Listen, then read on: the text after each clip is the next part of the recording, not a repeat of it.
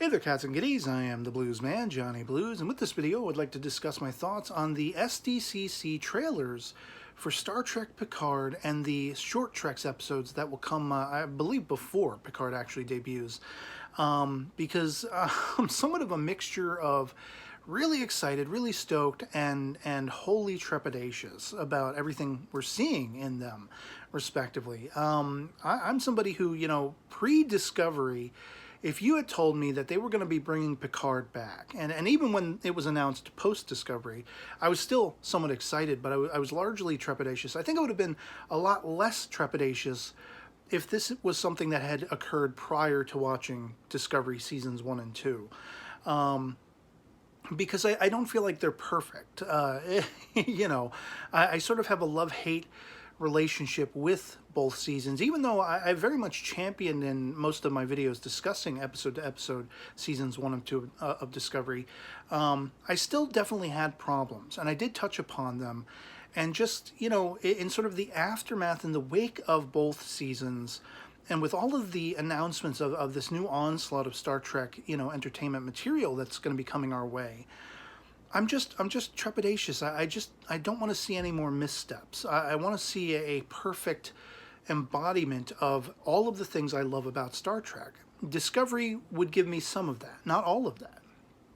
And so, if I had not been as familiar with Discovery as I was, and they talked about, hey, Picard's coming back, potentially Data's coming back, potentially Riker and Troy are coming back, and all that kind of stuff, prior to Discovery, I would have just been an unabashed fanboy, and I would have been losing my ever-loving mind.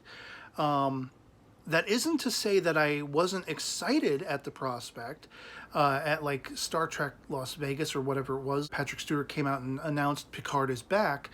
I was excited, but I was also trepidatious because of the creative people behind the scenes that were going to be involved, and their involvement with, Discovery and such like that. And of course, there's been a lot of shifting around of the guard behind the scenes once again, which I think spoke to a lot of the problems I had with Discovery Seasons 1 and 2 because of the shifting of producers and showrunners and all that kind of stuff. I'm hoping this does not, fall ill of whatever we can expect for Star Trek Picard and the short treks and Discovery Season 3, all that kind of stuff. But suffice to say, my first impressions about the Star Trek Picard trailer, I was kind of like flummoxed by it. I didn't really know how to interpret what the hell we were seeing. I was impressed with the immediate characterization of Picard's having gone back to his family vineyard, but being unsettled about being there, not being able to lay down his roots, and not, that's the last place he wanted to be, going back to TNG. And so, of course, to hear that ringing true even now, this many years later, I think it's like almost 20 years since Nemesis, it was somewhat of a relief to me to hear that, because it's like, okay, that's Picard. That's the Picard I know. And then as we see him depicted throughout the rest of the trailer, I'm feeling less and less like this is the Picard I know. This is maybe erring more on the side of action hero Picard from the movies than TNG Picard. And I understand. I understood from the get-go when he came out on stage and he said, Picard is back. He said that with the asterisk, it's not the Picard you're going to immediately recognize. It's not quite the same as it was. He is the same character, but he's also very different. And I understood that, and I was ready to palate that. I was ready, I was open-minded. I'm like, okay, let's see what they're going to do here. But in looking at this trailer, I almost feel like it's discombobulating, because there's this emphasis and focus on the new story and the new characters, which look like a proper offshoot of Discovery, and not anything TNG, whether television series or movie related, that we'd seen before. Okay, it's 20 years later, it's 2 decades more, that kind of thing, whatever like that. But it's a little disorienting to try to grapple with what is going on with the Romulans. Why are the Borg involved? What is that about? I wasn't anticipating any Borg interaction. And from what I understand, the little I've heard about some other people talking about it, I guess it relates to some of the story of Star Trek Online, the game, where Romulans had been conducting experiments with Borg technology, and now it seems as though they're trying to taper back away from that, where they're trying to de-assimilate, victims of the Borg collective. They're trying to give people back their humanity, like what we saw Picard himself went through, what we have seen Seven of Nine through the seasons of Star Trek Voyager had gone through, which is why I think she appears in this teaser. I'm assuming there is some level of trying to bring about a catharsis, for the survivors of Borg assimilation who have now, they're trying to reacclimate to a more human or whatever their species happens to be lifestyle. I'm sure there's a learning curve. I'm sure there's a tapering back off of that, like a drug addict, that kind of thing, and the psychological and physical torments that they've probably been put through. I think a lot of this series is probably going to revolve around that kind of thing. Now we're introduced to this new female character, Daj, who comes to Picard pointedly and says, out of everywhere I could turn, you seem to be the most solid, the most resounding where it pertains to finding my center, finding semblance. I feel like I can trust you. I feel comfortable around you.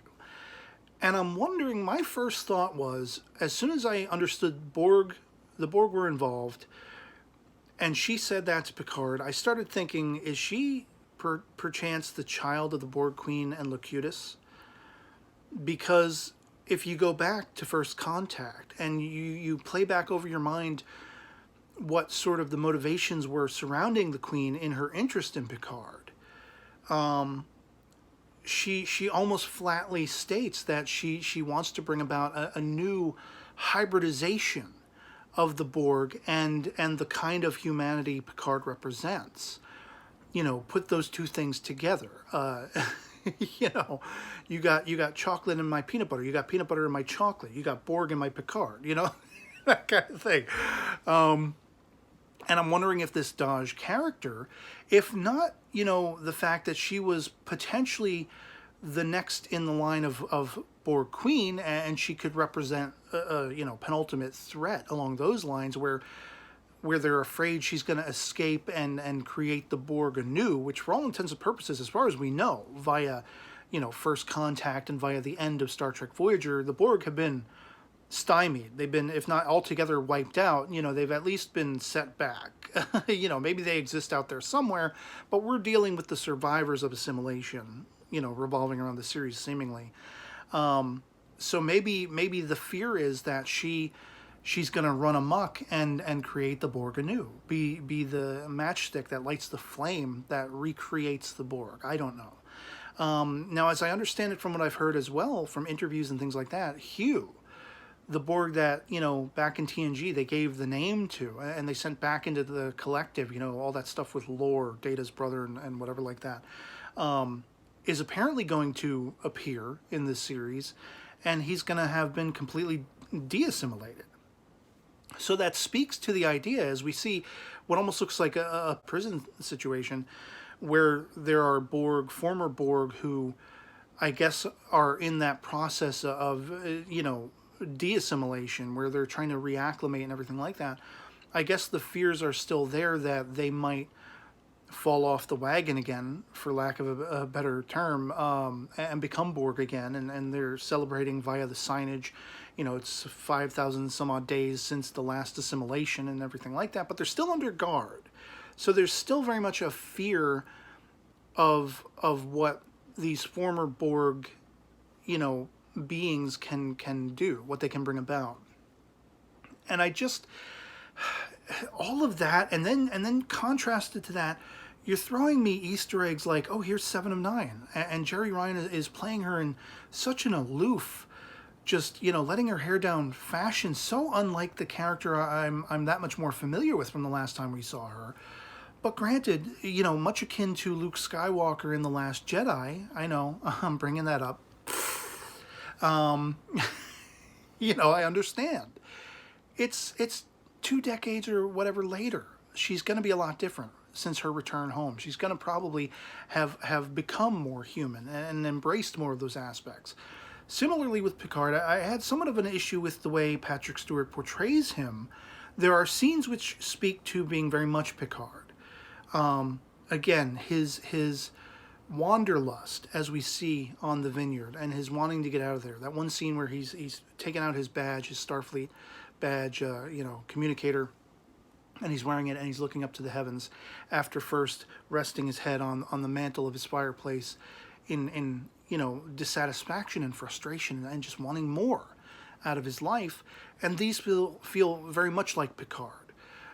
And then you have moments like where he's smiling, he's ear to ear grinning, and he's engaged, and it's just like, I don't know, that doesn't feel like Picard. That feels like Patrick Stewart knowingly, wink wink nudge nudge, I'm playing Picard again, ha ha, and it makes me fearful for the level of his performance. Patrick Stewart is a renowned actor, upstage and screen, both large and small, whether in Star Trek or other things, Shakespeare and this, that, and the other thing. Look at his performance in Logan. Mind-blowing as a very aged Charles Xavier. The X-Men films and such like that.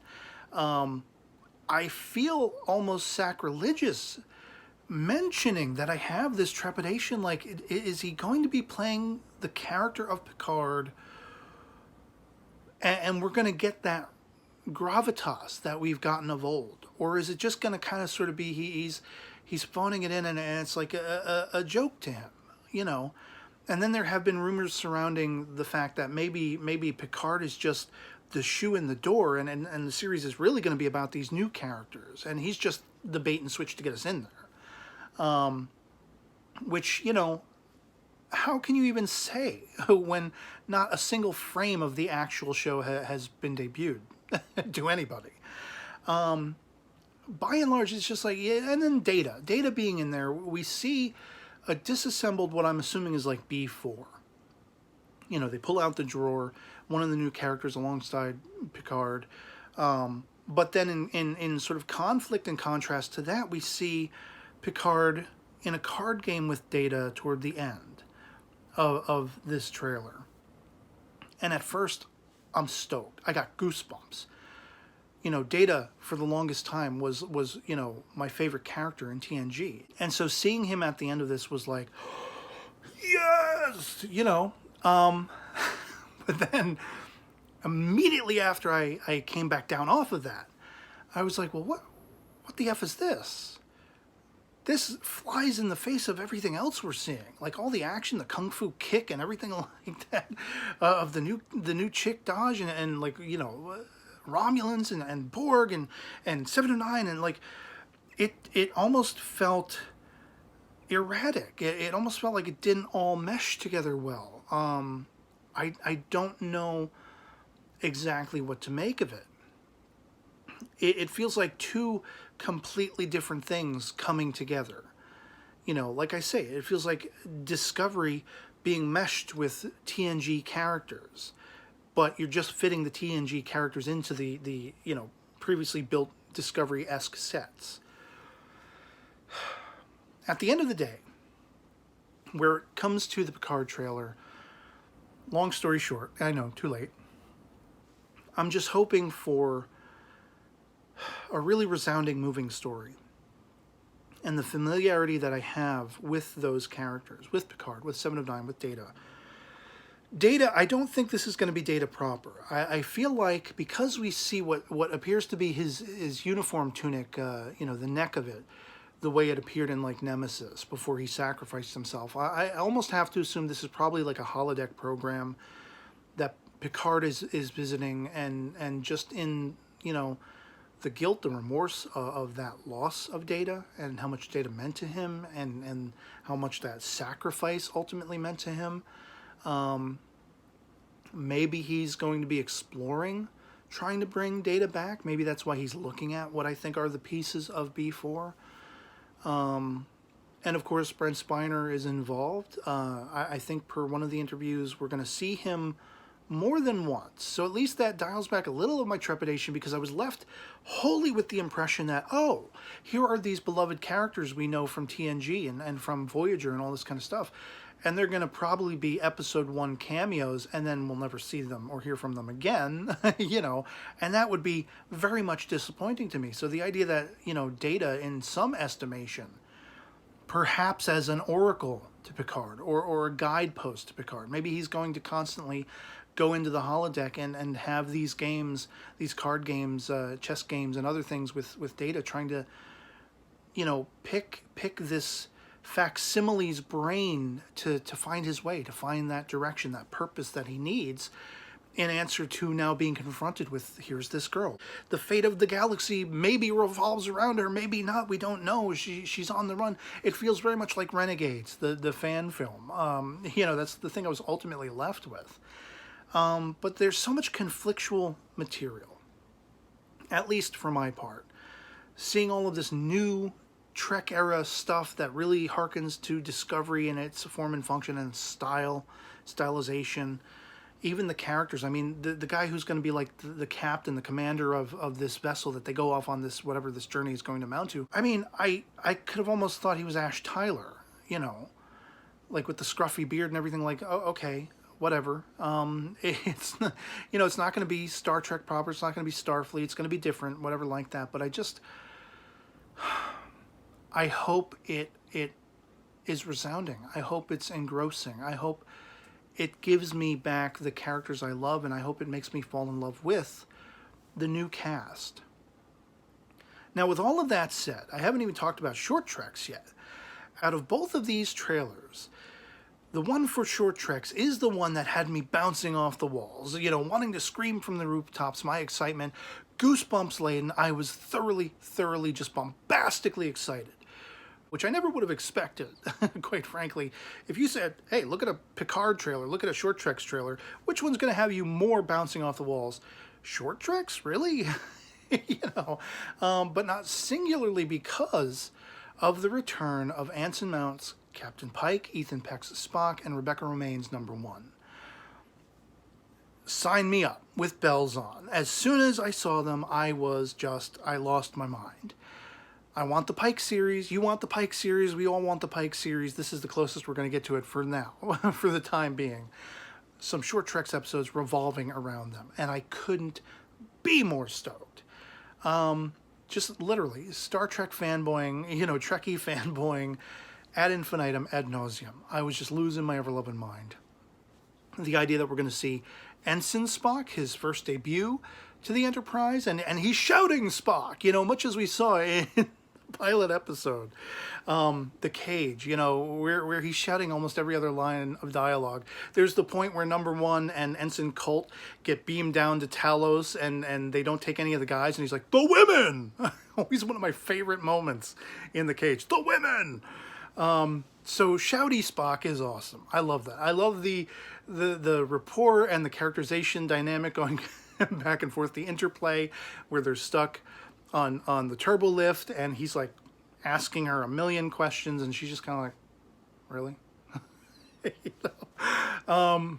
And then the whole aspect of Pike, I think he's being held captive or something. But why? You know, I don't know. I have no idea. But I'm excited to find out. You know, it feels like almost like Misery.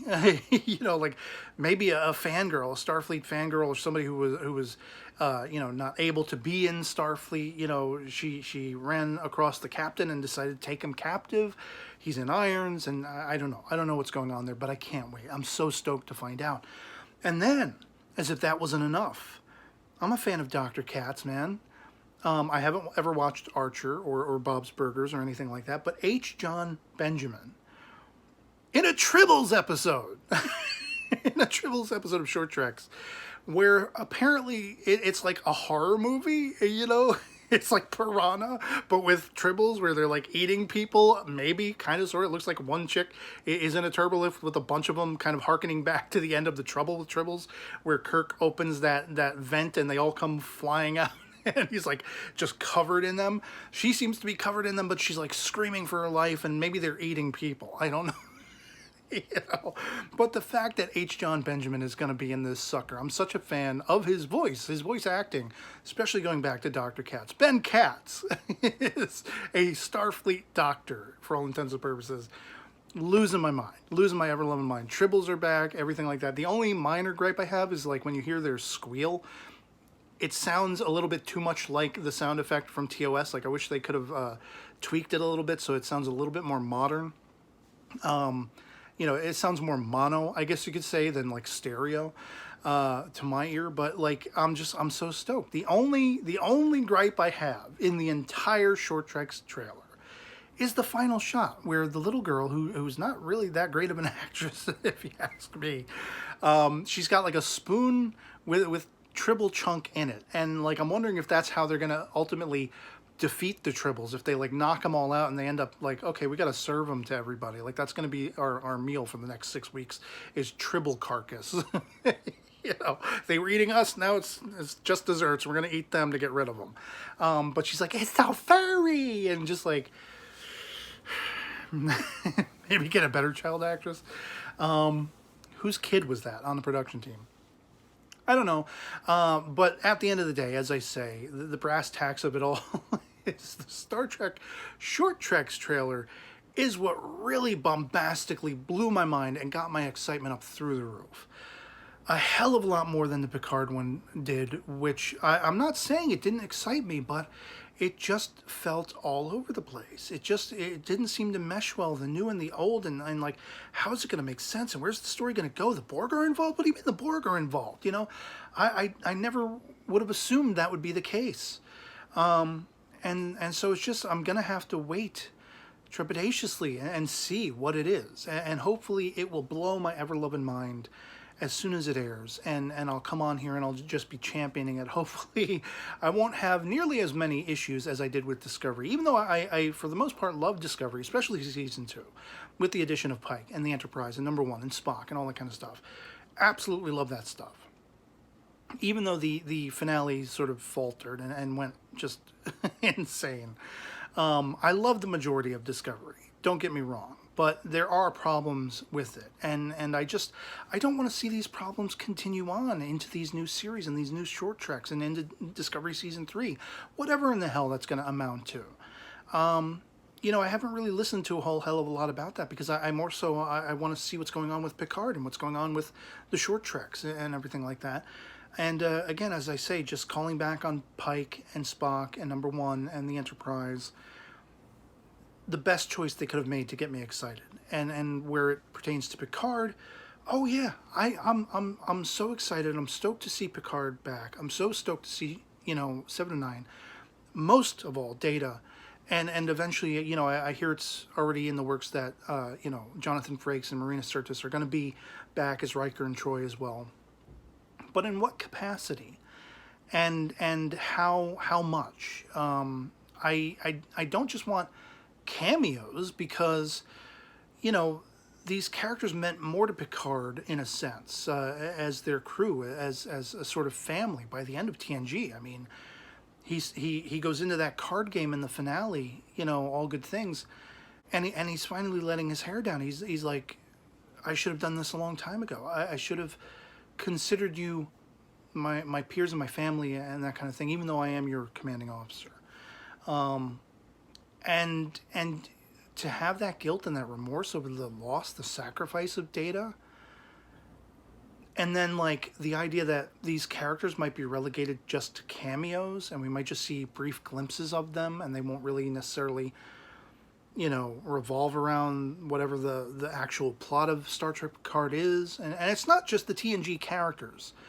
I mean, if we've got 7 in there, what about other DS9 and Voyager characters? They all coexist. As somebody like myself who is a massive fan of the Trek literature that came out like after Enterprise ended, you know, the Star Trek Destiny trilogy, the Star Trek Vanguard novels, and you know, what they did with Enterprise, the formation of the Federation and whatever like that. All of those novels, these characters, they coexist They're in the same universe. They're some of them are on the same ships. You know, characters who were on the Enterprise are now serving aboard DS9 or are on the Aventine. You know, Ezri Dax's ship that she commands. Where's that? I want to see that. That's what I want to see. I want to see these characters where they are now, and how they still, even if they're not in direct contact with each other, they're still by association. You know, they're still by extension in the same universe at the same time. They still have lives that are ongoing. And I just want to see more of that. I'm all for this new story, whatever it is, and I'm going to be open-minded to it, but it's like, you're throwing so much new stuff at me, and then you're also trying to, like, it feels like you're trying to sucker me in with these things of old. 7 and 9, Data, like, are they actually going to be part of the story? For just more than one cameo in one episode? I hope so. I hope they are, you know, secondary characters that revolve around whatever this new plot happens to be. And it's for all of those reasons that I'm just not as excited. I am still excited, but I'm not bouncing off the walls as I know I should have been. And as I was made by the Star Trek Short Treks trailer.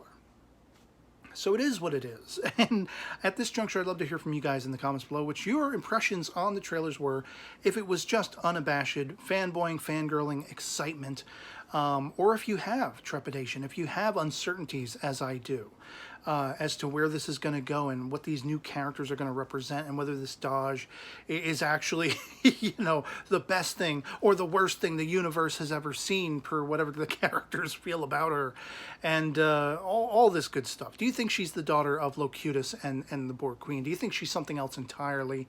You know, is she a sleeper cell that's meant to be sent in a la, you know, Shinzon and destroy the Federation from within? Like, what do you think? What are your estimations? And if you happen to enjoy this video and would like to consider supporting my channel, please have a look at my PayPal support link posted both in the description and the comments below this video, where you have options that you can explore very much akin to Patreon in setting up a monthly recurring contribution, a one-time only kind of thing, and you can send me a personal message with any contribution you send my way, requesting topics I may discuss in the future, ask for shout-outs, or make recommendations of things I could check out, and would inevitably shout you out down the line if I happen to discuss in a video such as this. And anything you saw fit to send my way would be 2 thumbs up for me in securing my longevity on YouTube for the foreseeable future. And so yeah, I really found myself wanting to talk about these Star Trek trailers because I love Star Trek. It's a passion of mine. And even though I have had a somewhat love-hate, I'd say 70-30 love-hate, you know, relationship reaction to Discovery, I'm still always hoping for the best of the best. I'm still always optimistic. It's one of my failings. You know, like Dr. Phlox of Enterprise, optimism, Captain, you know, with the stretch smile. And so yeah, otherwise that'll be pretty much it for me on this. Hope this video finds you well, and I'll catch you all later. Live long and prosper.